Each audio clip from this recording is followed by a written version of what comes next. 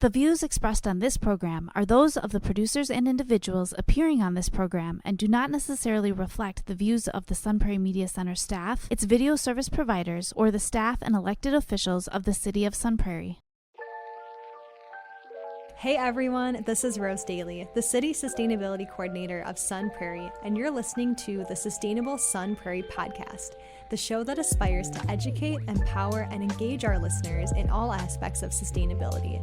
Whether you are a seasoned sustainability enthusiast or just beginning your sustainability journey, each episode will have something new and exciting for everyone. Let's begin the conversation for a greener community. Hey everyone, welcome to today's episode where we're discussing the opportunity each of us have to drive significant change in our communities, and that's through advocacy work.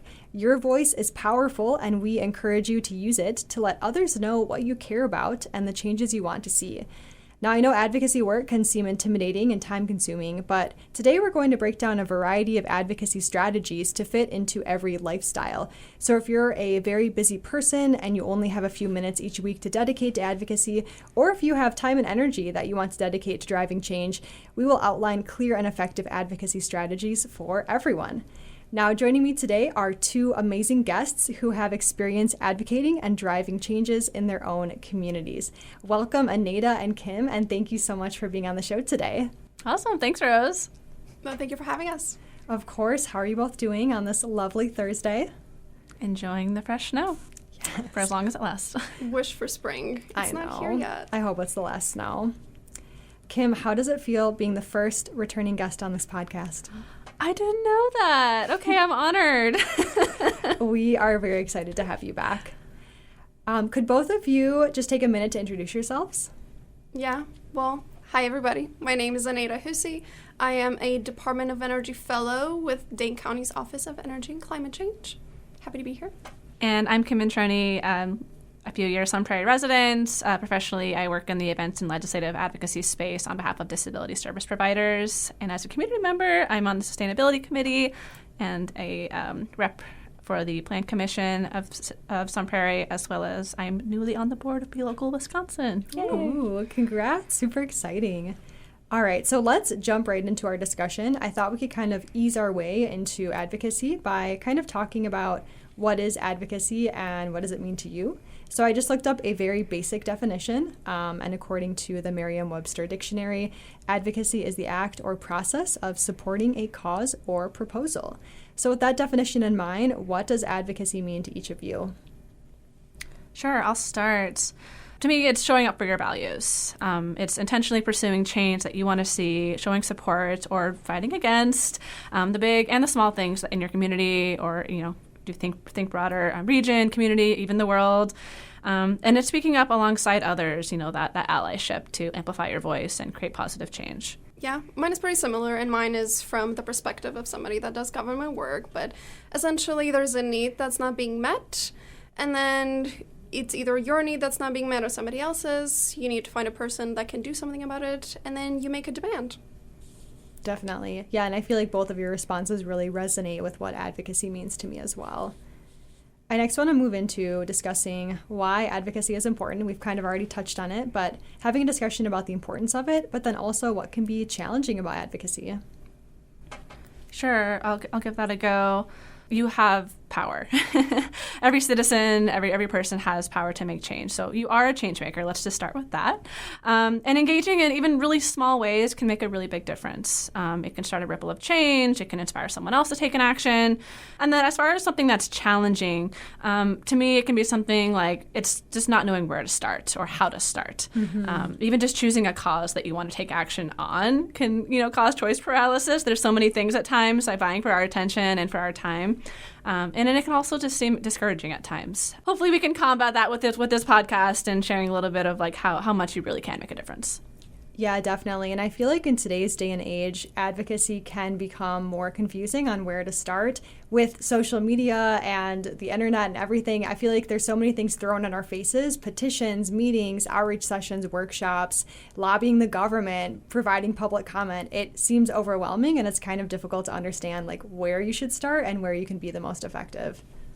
Yeah, well, For me, advocacy, it's especially related to decision makers. So as we know, decision makers are not really perfect at their jobs, regardless of whether they have good intentions or they have bad intentions. Their job is to represent your interests and improve constituent well-being. But even when they're trying their best, they're incredibly removed from the reality on the ground, and they often need a reminder from you on what's important to you and your life. And sometimes, unfortunately, we all know this is true. There are decision makers that don't do their jobs. So it's up to us and you to hold them accountable. Yeah, I wish we could just put all of our faith in them to just make the best decisions every single time, but no one's perfect. So that is where we come in with our voices. Indeed. So since we kind of talked about where to start, I thought we could kind of provide a framework for advocacy work. And I think there's 3 main things that you need to do before you begin advocating. Anyone want to outline those for us? I can. So to help you frame your advocacy, I guess you can think about these 3 pieces: identifying your objective, identifying your audience, and identifying your action. Starting off with the objective, there are some questions that could just help you answer that. What is exactly that you want? What are you trying to ask for? And as you think about these questions, it's good to know that specificity is best, and it allows you to better communicate your message. And I can give an example. So let's just say you live in a street and there's an intersection near your neighborhood that is very dangerous, right? Cars do not stop for pedestrians, and every time you cross, you feel like you're gambling with your life. And you want to do something about it, right? So this is what you want, right? You want to improve the safety conditions in this particular intersection. So a specific good ask would be, or I suppose we should start with a not specific ask would be, I want a safe intersection. Why is that not a great ask? It's not great because it's not specific, it is not measurable, and it's not actionable. Improving that ask would look something like, I want a stop sign in intersection X and Y, right? That is so much more specific, measurable, and actionable. You can take that to somebody that's in charge of improving street safety, and they would know what to do with that. Sure. And okay, then, so maybe you pick that topic, but then it's really important to narrow in on that very specific ask. exactly. Awesome. Scale is very important to the success of your ask. The smaller the ask, the more local the demand is, the more likely it is that you're going to succeed with it. Like if you want systemic change, right? Compared to, just wanting to put a stop sign in an intersection or, wanting to change the healthcare system. Systemic change requires years of hard work and consistent, coordinated advocacy movements, and oftentimes it has to happen across many government levels. Sort of the last thing to keep in mind, or I suppose the second thing to keep in mind in these categories is identifying your audience. Yeah, so your audience is going to differ depending on your objective, as Anita was talking through.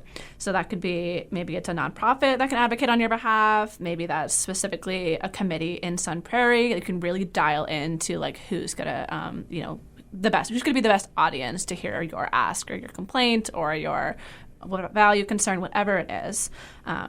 So again, specific is terrific. Knowing who to come forward with that ask is going to be, much more impactful. And so I think, Anita, do you want to talk through a little bit about who's responsible for the outcome that you might want? Yeah, certainly. Yeah, that's a great start. I'll expand on it. So sort of a couple things to keep in mind as you're trying to figure out who the right audience is, right? Think about who is responsible for the outcome you want. So a couple of these people could be a corresponding local official or office. Another sort of entity could be a council, a commission, or a group in your area, or even your elected representative. And then a different sort of question to ask yourself is who has sway or influence over this issue that you care for, right? So this could be an advocacy organization, this could be a political party, this could be the media, this could be a lobbying organization. Yeah, and I think if we kind of go back to that example of having a safer street, but specifically wanting a stop sign, There's one group in Sun Prairie called Sun Prairie Moves, and they focus on safety for pedestrians who are biking or walking on our streets. And this could be the group that you reach out to. They could advocate on your behalf. You could advocate with them.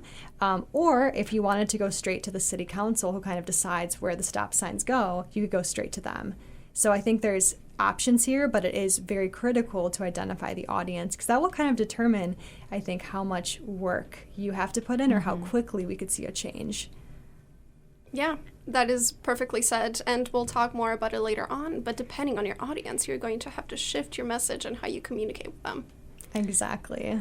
The last piece of this advocacy framework is identifying your action. What is it that you're going to do now that you know your objective and now that you know your audience?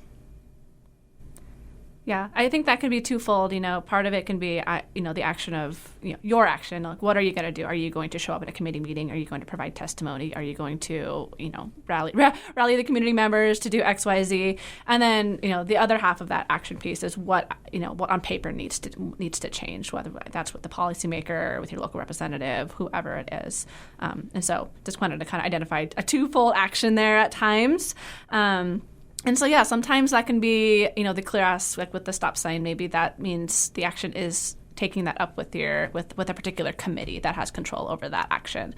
So that would be adding it to an agenda there and speaking up on behalf of that, of the change that you want to see there. To chat a little bit more about action, I also want to include awareness in tandem with action. And I know we were just talking about, who has sway and like who is your audience going to be, but also just it helps to know who. Like, not only is who is making these moves to make a difference, but also who, more broadly, what's being done already in the actions that you want to see. So that maybe there is a local nonprofit or a community group that is already petitioning for a stop sign at that particular intersection, right? And so it helps to know, be aware of those things that are already happening. And then at that point, maybe it's joining forces, or maybe it's submitting, an additional comment or suggestion on that particular topic. Yeah, I think the awareness piece is really important, because I can almost guarantee that you are not the only one in your community who's feeling that way about the stop sign or other issues. So you can definitely find a neighbor, an organization, or maybe an elected official that you can start working with on this. And just, looping back to that stop sign example, here in Sun Prairie, we do have intersections that are dangerous, and it's a priority for our city to have safe streets for everyone. So I think just two things we've seen from our residents is we will see residents come to a council meeting and they will submit a public comment where they will tell us, here's the intersection by my house. I walk across it every day when I take my kids to school. Here are the issues I'm seeing. They address council directly on that issue. But then we also see residents who take more formal action along with the city. So our city formed a pedestrian safety task force because we were hearing so many concerns from residents. And this task force was formed back in 2021. It was made up of city staff, elected officials, and community members, so they all could work together to identify those dangerous intersections and then make a plan to improve them. So again, there's a lot you can do, everything from just staying informed to joining a big task force to just providing a public comment, and we'll get more into that later.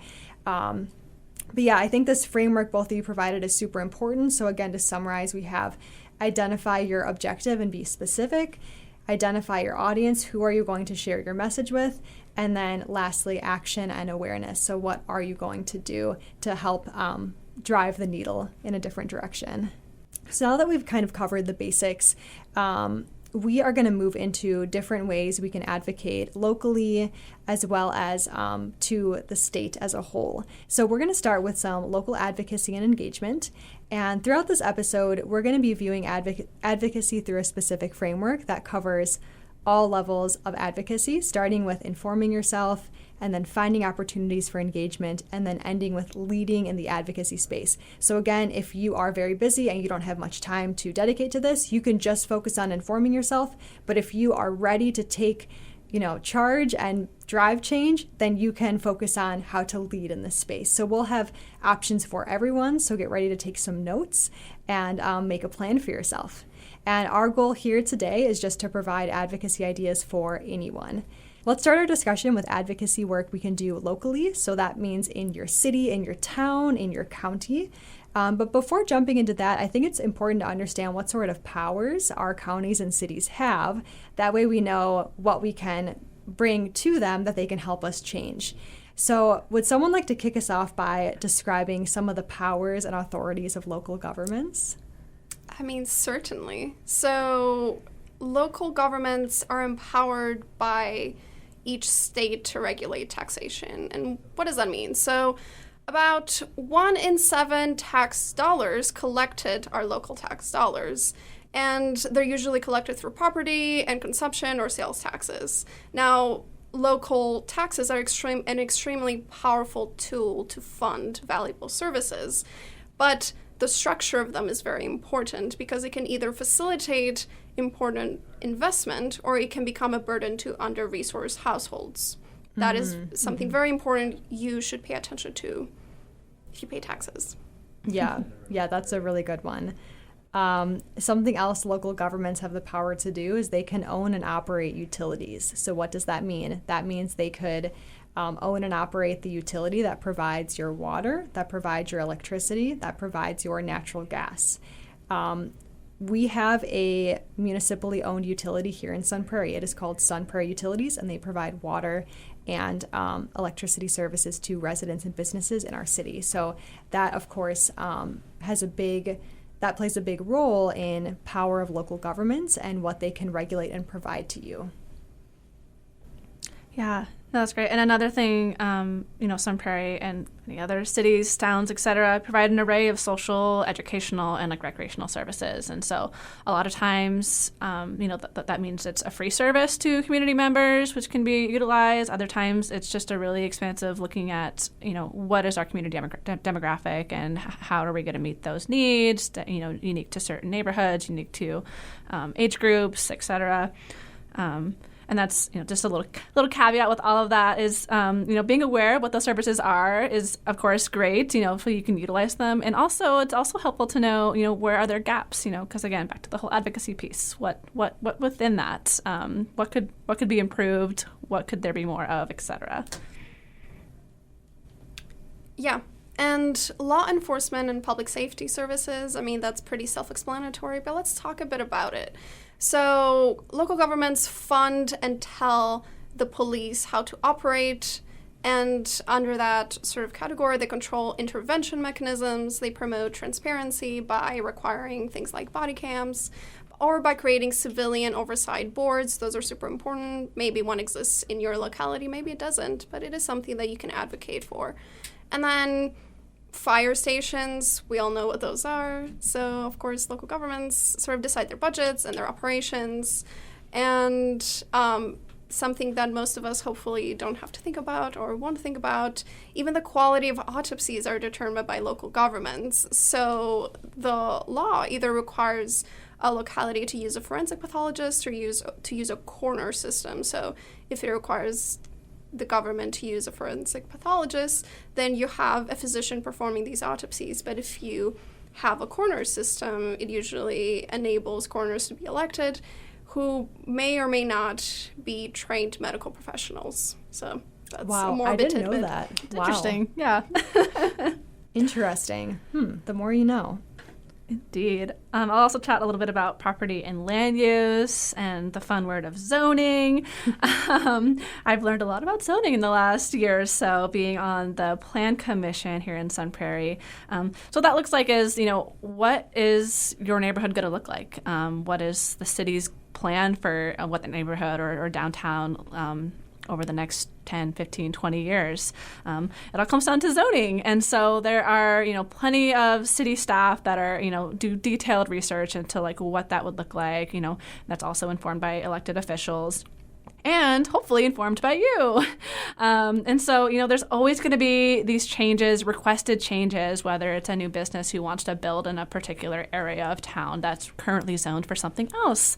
It's important that you show up in that room, that committee meeting, that plan commission, and say, hey, actually, that would disrupt XYZ. What impact could that really make on your community and your neighborhood? And so if no one shows up to share those details, then, that zoning change could happen without any citizen input. And that's We want that. We being the city, we being any of the folks who are looking to make changes with regards to zoning, and that's going to shape what your city looks like over time.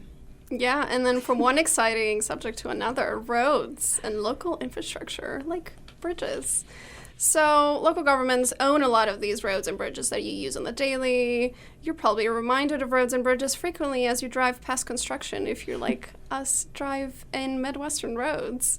So local governments fund, design, construct, and maintain infrastructure projects. They also create and enforce traffic laws. Yeah, I think this was a really good summary of the power local governments have.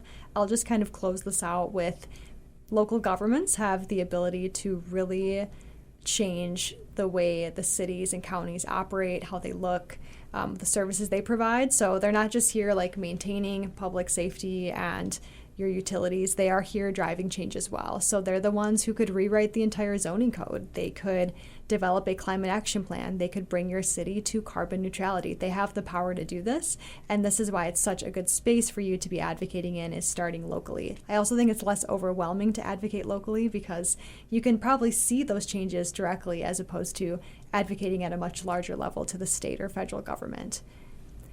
I do think it's also important to discuss what powers local governments don't have, though. One that I'll mention is it's related to building codes. So oftentimes residents will ask me, they say, you're the sustainability manager. Can we require commercial developments to have solar on the roof? Can we require them to have EV charging stations in their parking lot? Can we require them to have bird-safe glass? And we have our hands tied as the local government because in the state of Wisconsin, our local building codes cannot exceed the stringency of the state building code. So right now, the state doesn't require solar or EV charging stations, so therefore we cannot require those. Unfortunately, I would love to make a huge list of sustainable requirements for new developments going up, but we can't do that. So that is one area where they don't have the power to require things like that. Yeah, I mean, poor, humble local governments don't want to step on the toes of the state and federal powers. I just love how this turned into a civics lesson.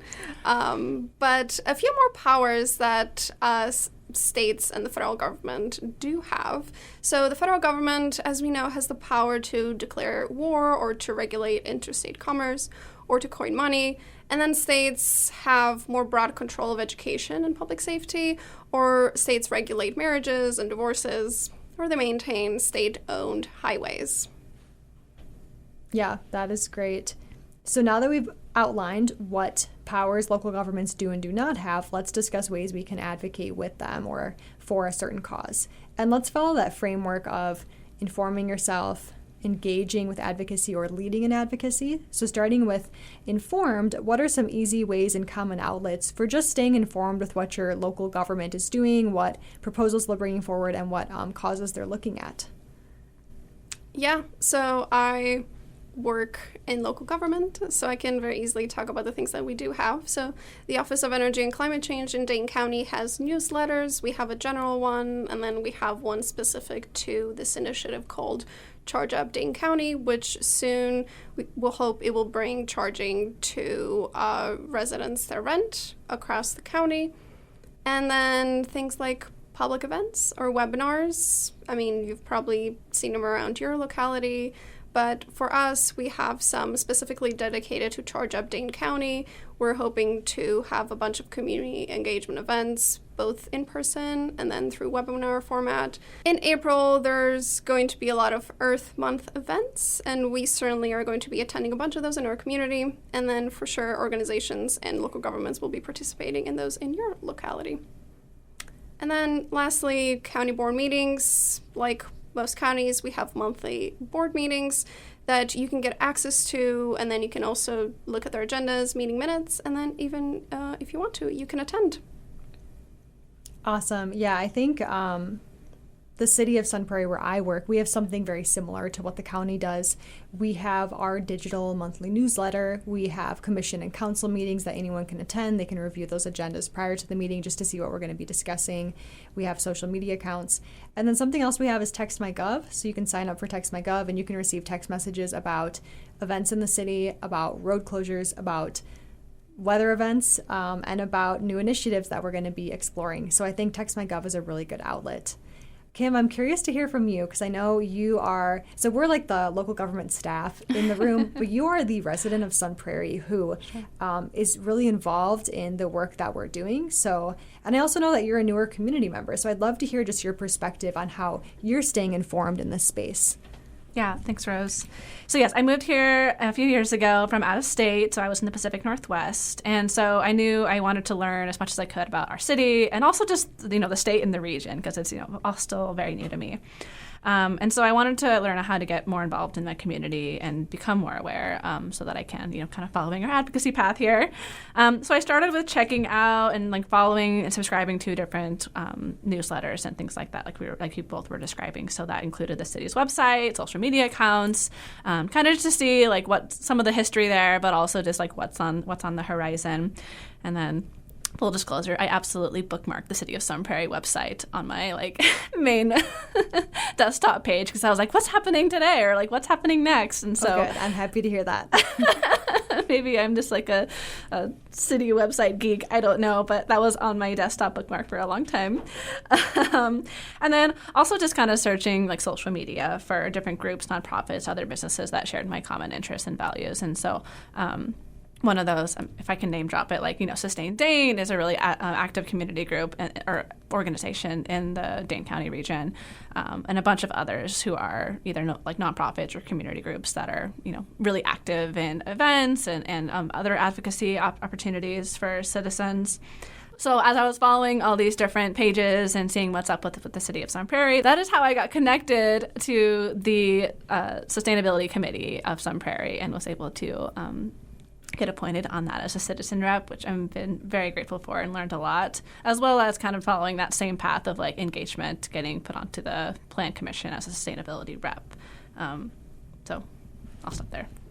No, that's awesome. And honestly, Kim, you're the model resident because in the city, we're always discussing how do we engage with the residents more? We need them to subscribe to the newsletters. We need them to sign up for Text My Gov. We need them to bookmark our webpage. So we need more people doing what you're doing. Sure. And I love that you've also taken that leadership role to serve on a committee and commission as well. And we need more Kims. We do. Yeah, but I think what we just discussed here are a ton of ways you can stay informed. So we challenge you today to find your city or county's or town's newsletter, sign up for it, Text My Gov, look at their webpage, just take a look at it, see if they have a strategic plan, check out the meeting agenda for your upcoming council meeting and just see what they're going to be discussing. And that can be a goal for you to do this week. All right, now let's say we're someone who has a bit more time and we informed ourselves and now we're ready to actually engage with the local government. What are some engagement advocacy routes that this person could pursue? Sure. I'll start by tackling this one. So find what works for you.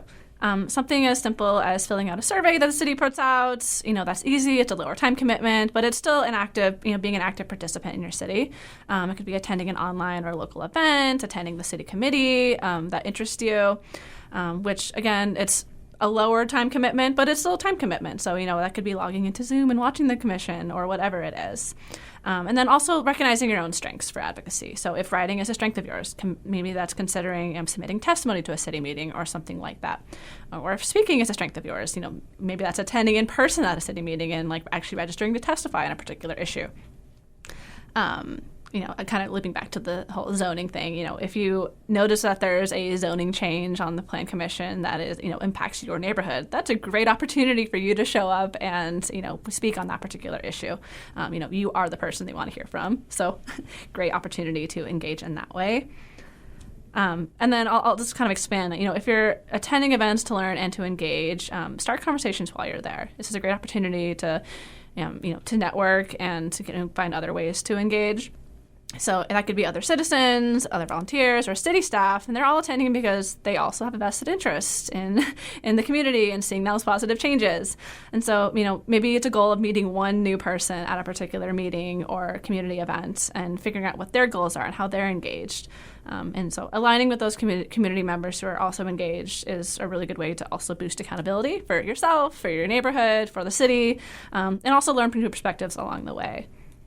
Yeah, and I'll just add on to this. From the city's perspective, we truly, really care about what our residents have to say. We're not just engaging with you to check a box. We actually want to hear your input. So going back to the neighborhood example, whenever we are constructing a new playground in a neighborhood, we will invite every single resident out to help us choose colors for the park, choose the theme of the park. We want to make sure that your kids are going to have fun and be excited about this park. So something as small as that to things that are much bigger, like rewriting the zoning code or a climate action plan. We want to hear from you. So please, if you see those surveys, if you get something in the mail, come out and talk to us. We really want to hear your thoughts. Yeah.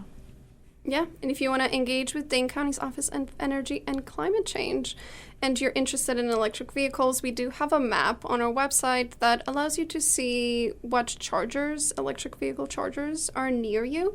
And then if you think that a charger should be where you live or elsewhere, you have the option of placing and choosing a location for future charging. And we'll take that under consideration when we make decisions.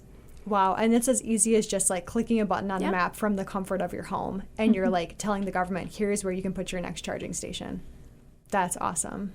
Other things you could do outside of Dane County. So you can provide comments at open hearings at your local public service commission, county, city council, or town hall meeting. You can meet with your local government officials one-on-one. You can sign petitions. You can attend a protest. You can volunteer in a campaign. Or you can donate to whatever cause you want. Yeah, so there's a ton of outlets for you to engage, and some of them are fun.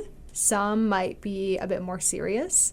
But in our city, we're always trying to create fun engagement opportunities. We will be at farmers markets with little engagement booths where you can, point to a place on a map and let us know this is where I want X, Y, and Z. We also will be at our local city events like our fairs and our festivals. I recall back in the fall, we are working on rewriting the zoning code, and we had pom-pom voting for like what people wanted to see in terms of zoning. So you got to pick out a pretty colored pom-pom and drop it into the jar that resonated the most with you. So be on the lookout for those. They are probably at your events. You just have to keep your eyes out for them, and then you can easily make your voice heard through those really quick and easy actions. But Rose, I thought that all city zoning stuff was boring and no one... I think the word zoning is just like, it has a very boring connotation. Yeah. But zoning is fun. Like, zoning is what will determine if you're going to have a very interconnected city with bike paths and buses, denser development, how your downtown's going to look. Like, zoning is so important. It is underrated. All right, so I think we've really exhausted all the ways to engage. Let's say there's someone who is ready to dedicate many hours a week to advocacy, and they actually want to lead the change in their communities. What are some things they can consider?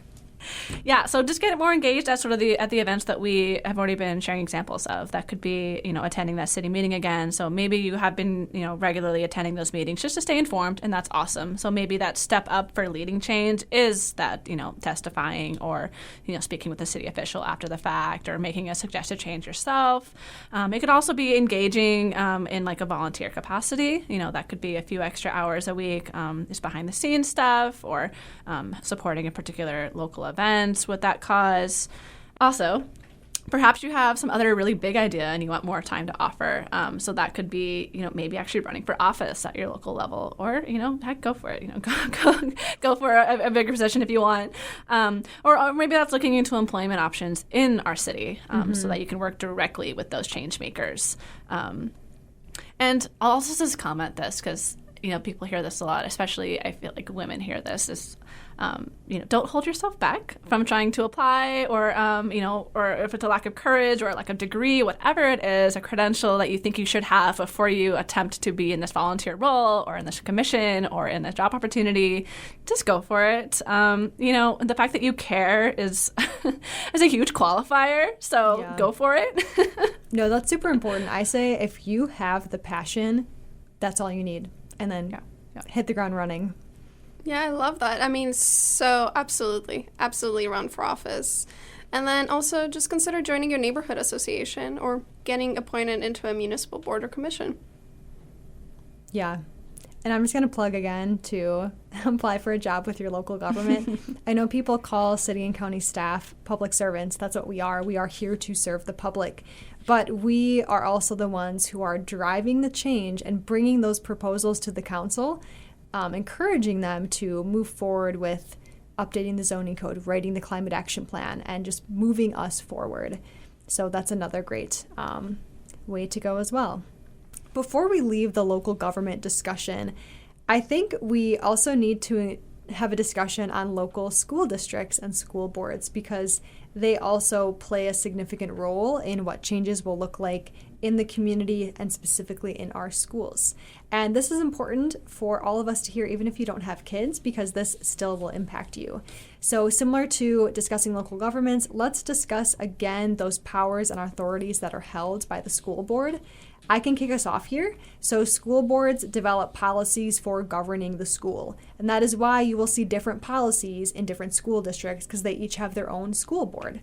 The school boards will also develop and approve the annual budget for the school district. And a portion of your property taxes make up this budget. So regardless of if you have kids in the school or not, your taxes are going to the school budget. The school board also has the power to hire and terminate the superintendent. The superintendent is that chief executive officer of the district, so kind of like the mayor of the city.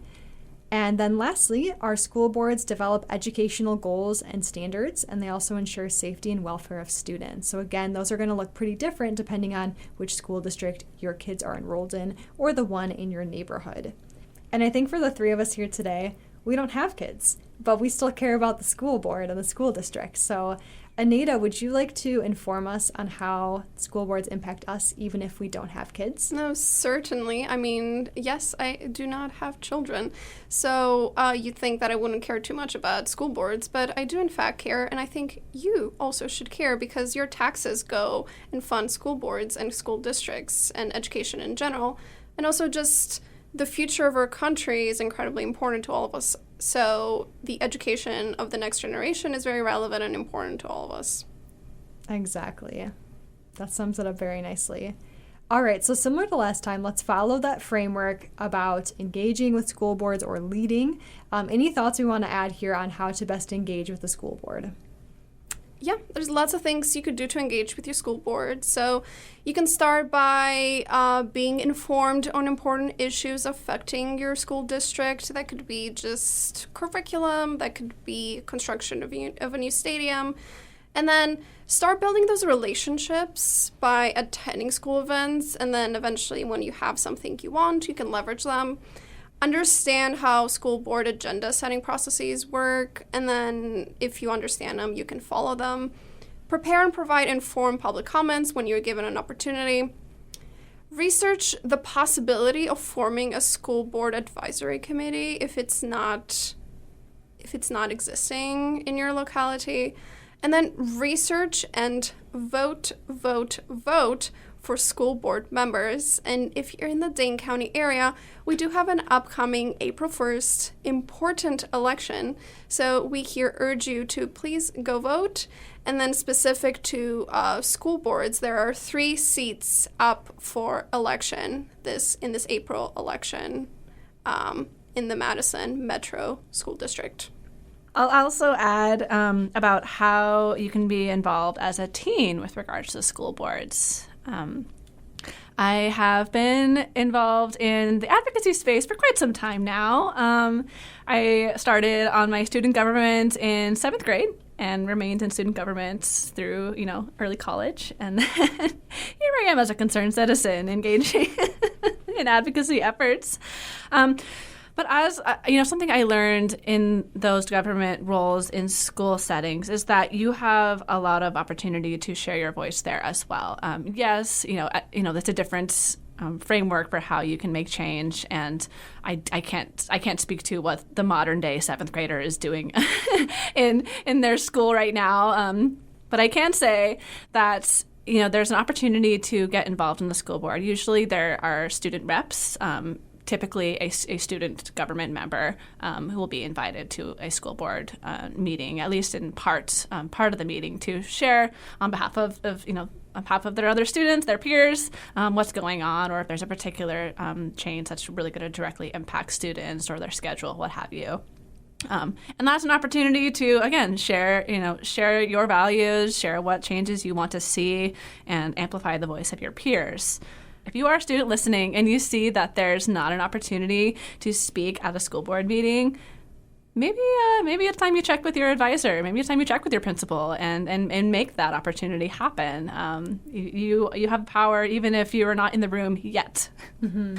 And this is critical because the school board is making decisions that will really impact the students. The students' voices should be represented. So see if there's any youth openings there. And I'll just add, even for city commissions, we oftentimes have youth reps serving on our committee because we care about the concerns of our youth. Specifically, we have our high school rep on our sustainability committee because you are important, and climate change is really going to impact our youth because they will be here longer than we will. Yeah. And again, Kim, you are like the model middle schooler, high schooler, just like being in the advocacy space. When I was in 7th grade, I don't think I knew what advocacy was. So that is awesome, and we need more people like you. All right, so just to kind of wrap this up with a nice bow, we recommend looking at some local government advocacy opportunities as well as the school board, and that's how you can really be informed and speak to everything happening at the local level. But now let's zoom out a bit and let's discuss state-level advocacy. So a bit more intimidating because we're talking about the state as a whole, not your nice little cozy community. But let's first discuss, what do our state legislators vote on, and how does this impact our lives? I mean, they vote on lots and lots of things, starting off with budget and finance. They actually determine local government funding because state tax revenue is transferred to local governments for them to use. And there's just like taxation in general that impacts the whole state, and they levy taxes on incomes, sales, and properties, although property taxes and the rates on property taxes are determined locally. And then state tax revenues fund anything from education to transportation and healthcare. So if any of these issues are important to you, as they should be, just know that states have a ton of influence on those things. Sort of the next thing that the state legislature votes on is Public Service Commission authority, or public utility commissions. So what these bodies do is that they have authority over utilities, and they determine how much you will pay for gas, electricity, broadband through a quasi-judicial case system. Now, these public utility commissions, or public service commissions, PSCs, as I'm going to call them in short, are given a mandate through the state legislature. So if they want to do more things to regulate utilities, they would have to be enabled by your representatives and your state legislatures. So they can impose performance standards on utilities that have a lot of outages and blackouts, but not until they have been told to do so by the state. So if you're unhappy with the performance of your utilities, know who to talk to, your state legislature. The next thing they vote on are emission standards, state-owned highways, and then voter laws, which is super relevant to this episode, as there is an election locally here. So states run elections, and in doing so, they can aid or they can curtail voting access. They can limit who votes, like people with criminal records sometimes. They can change voter ID requirements. They can implement ranked choice voting, which is something that tons of people find very favorable, and research it if you're interested in it. They allow for mail-in or early voting, so if you are working or you're not able to show up in person the day of, you may or not be allowed to do that, depending on your state. And then lastly, they regulate election security, which is something that's become very relevant in the past few elections.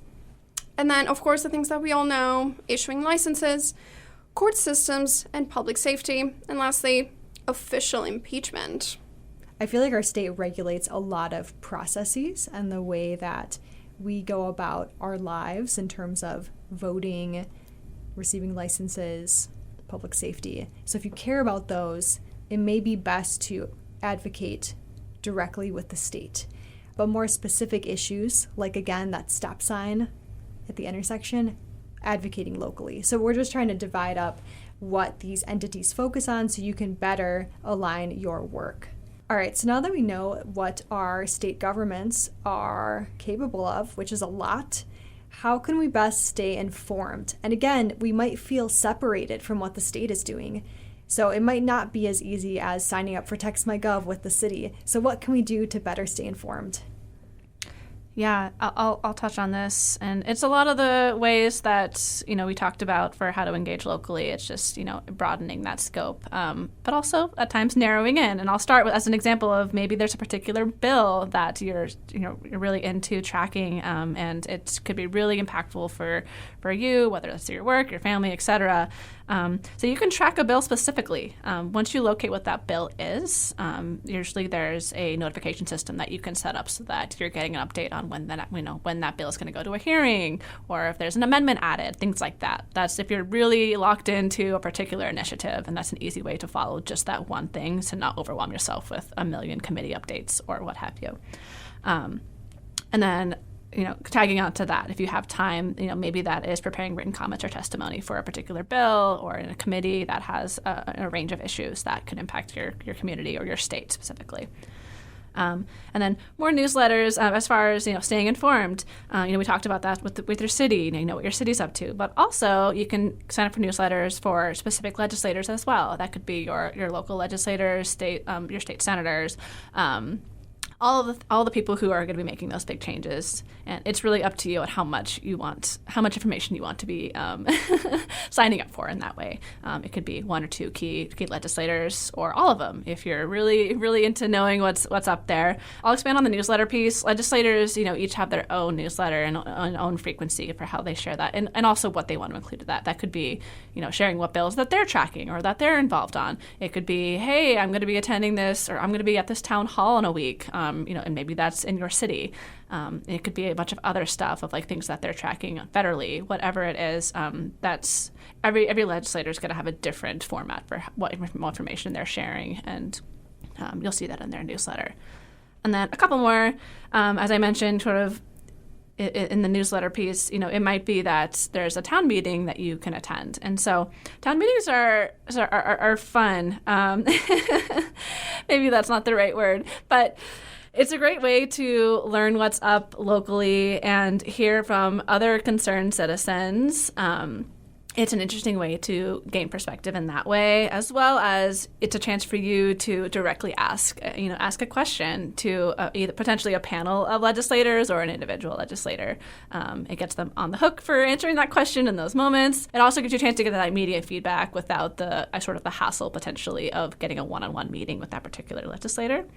And then finally, there's often local press conferences or other media events, and your state representative might be in attendance to those things. So if you're, looking to be that engaged and concerned constituent, those are the places where those opportunities are really going to arise. Yeah, I want to touch on that last piece just from my perspective. Yeah. So here in Sun Prairie, whenever we're doing a ribbon cutting, if we're unveiling a new solar array, if we are receiving a plaque that our city was awarded, there is almost always a senator or a House of representative in attendance. So they're there in the audience. You might not recognize them, but they are there, and that is a really great way to have some FaceTime with them and just to ask them, hi, I want to stay up to date on what you're doing. Do you have a newsletter? Do you have social media? What's the best way to stay up to date with you? So that is a great way to engage with them. And speaking of engagement, so we covered how to stay informed, and there's tons of options again, but let's really talk about how to engage. So if you want to drive some change, what can you do? Yeah, I mean, we just talked about how the state legislature holds so much power. So you want to advocate at that level. So as Kim already hinted, there's a lot of mechanisms you can use to identify the right person to talk to. Some of them are going to be in specific committees. Some of them are going to be your district representatives.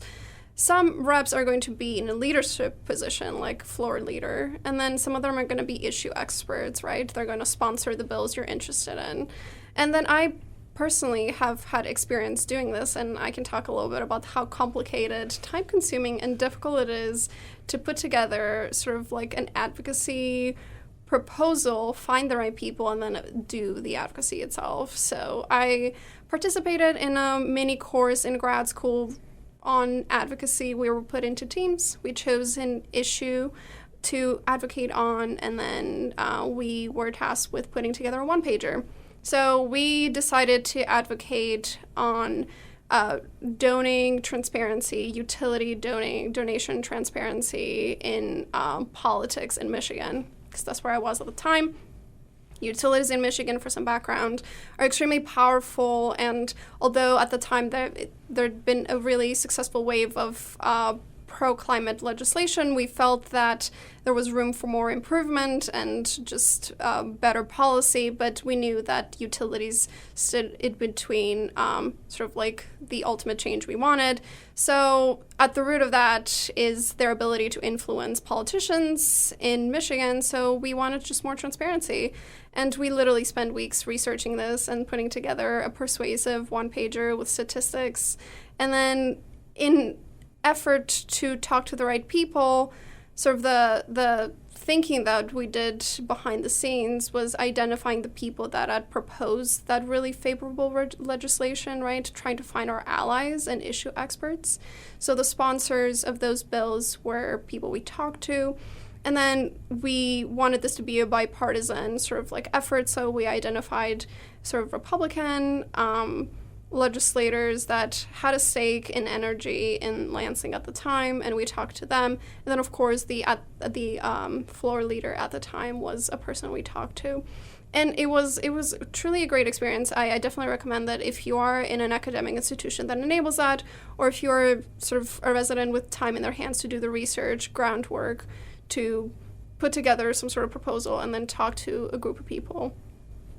Absolutely do that. And ultimately, I don't think much came out of it for a variety of reasons, including that there was fatigue among legislators at the time because they'd just done a bunch of work.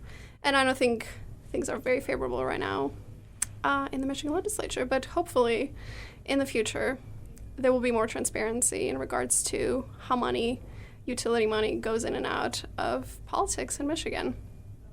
Yeah, what an amazing experience you had with all of that. And I think that's a good reminder that sometimes these items that you put a lot of effort into, they might be tabled. They might just be dismissed. You might not see any change for a while, but that doesn't mean that your voice wasn't heard. So just keep that in mind. It's not going to be easy, but you will be making a difference. Thanks for showing that example. And yeah, also like fatigue and overwhelm, that's, we're all experiencing that. And legislators often are getting a lot of pull in different directions as well. And so I'll say that, be persistent and, continue that education, because even if your efforts or your action doesn't get, taken seriously at that time, or doesn't go into full effect, it's still, at the very least, it was an educational opportunity for that local legislator, that representative, and that's going to be, that's adding to their knowledge of that topic, of that issue. And so next time, they're going to be more informed of that particular thing, whether that you're coming back to the table or someone else is. They now have that education to bring to that issue. Yeah, very well said. All right, I have a tricky question for both of you. We've discussed local advocacy, state-level advocacy. What about engaging with your governor or the federal government? Is this possible? Do we have experience with this? Do we recommend anything to the listeners? I can share a little bit about the engaging with governors and both a mix of personal and professional experience there. From my experience, they are often difficult to reach for a lot of reasons. So if you do intend on engaging further, or you want, move up the ladder a bit there, and you're trying to contact their office, it's very likely that you'll be working with their staff. Not directly with them, which is still great. These are really educated people in the room who are really attuned to their officials' priorities. They take great notes, all the things. And the same goes for legislators. It's, if you're looking to get a one-on-one meeting, it's possible you'll get a one-on-one meeting with one of their key staff. Again, still great. They got that far. So they'll be able to relay key messages and concerns. So don't feel discouraged. Additionally, if you're really seeking to get to that higher power there, whether that be governor or those in the federal office, it can really help to come together as a collective voice. So jumping back to getting involved with a community group or a nonprofit or some other initiative, it could be that they already have, they're trying to get someone in the room as well. And it could be something as simple as, hey, I recognize, this group, this association, this network, whatever, is going to be meeting with the governor. They're the bigger voice. They got into the room. Hey, maybe I can volunteer to offer testimony as a concerned citizen or as a subject matter expert in this particular realm. So that can be an in without doing all the hard work of being just one concerned citizen trying to meet with the governor one-on-one. That's that part is definitely a little unlikely. And then I'll also just comment on from my experience, I do work for an association, and so we are often the ones who do get into the rooms of these legislators and or the governor. And so speaking from experience there, we're constantly pulling in hey, this executive for this organization is a constituent in this area, and so we're going to pull them in and help them prepare for testimony. We recognize that their voice often is the more persuading voice, the voice that the governor or the higher up legislator really wants to hear from anyways, and so we're going to put our efforts as the association, as the nonprofit, as the whatever activism body, to support them and prepare them for that meeting. So that's a win-win. They get someone in the room to amplify the voice of their concerns, of their values. And if this is your first time stepping into a meeting with a higher up legislator or the governor, it can be intimidating. And so the fact that someone else could be supporting you with talking points, or here's an example, here's your time limit, or here's some topic that you can bring up to bond with the legislator or the governor, what have you. Going in with a group, especially a group that is experienced with these kind of grassroots advocacy efforts, is really going to help you come prepared as well. That's great. So find a partner. Don't go at it alone. That's my recommendation, at least for that, for a governor or higher up legislation. Yeah, and then if you want to engage with the federal government, which is really big and scary, the easiest sort of way to do that is sort of identify your U.S. reps and your U.S. senators. These are people that have a lot of money in their budget dedicated exclusively to communicating with their constituents. They're staffers whose job literally is to talk to you, answer phones, and then hear you out. And I don't want to discourage you from talking to these people. It is difficult to get a hold of politicians at the federal level, but it is extremely possible, and you have a lot of influence. So call them, send them messages. Each one of their websites should have some sort of portal that allows you to send inquiries and then ask for anything. These people have been elected to listen to you and to help you, so never hesitate to reach out. Wow. Yeah, these are all great tips. I haven't tried to engage with the governors, but now I might with these good strategies. All right, well, we are at the end of our episode here. So just to summarize, we have covered everything you can do, from staying informed to leading to engaging at the local level, state level, and if you're feeling ambitious, at the federal level. Do either of you have any final thoughts to share? Yeah, I'll start off. I have a couple. Vote. Please vote. If you're in the Dane County, we have an election today. If you're elsewhere, there's going to be elections soon near you, so please go vote. The second one is, if no one else, why not you? Why not run for office? Why not speak up and say something? Don't wait. Take action. Not tomorrow, but today. And I'll just echo some of the comments from the start of the episode on why advocacy is important. You are a change maker, and small things can go a long way. Well, thank you both for your time today. This has been such a great episode. I loved our discussion. This was a ton of fun. Thank you for having us. Thanks, Rose. Of course. Thank you for listening to Sustainable Sun Prairie with your host, Rose Daly. I hope you enjoyed this episode and uncovered something new about sustainability. As always, you can subscribe to our podcast and listen anytime on Spotify, Apple Podcast, Google Podcast, and you can listen live on 103.5 FM The Sun, WLSP-LP, and on demand on the Sun Prairie Media Center app. For links and resources mentioned in this episode, as well as our contact info, please visit the show notes. Thanks again, and I'll see you next time.